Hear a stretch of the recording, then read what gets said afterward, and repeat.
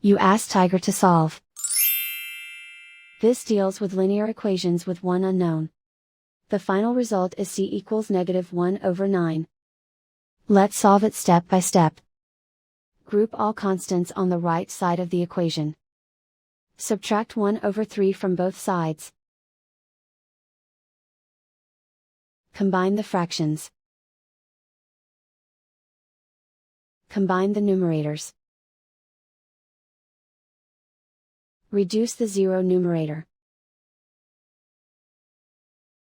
Simplify the arithmetic. Find the lowest common denominator. Multiply the denominators. Multiply the numerators.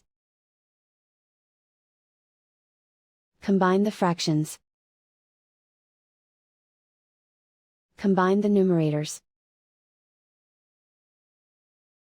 And so the final result is c equals -1/9.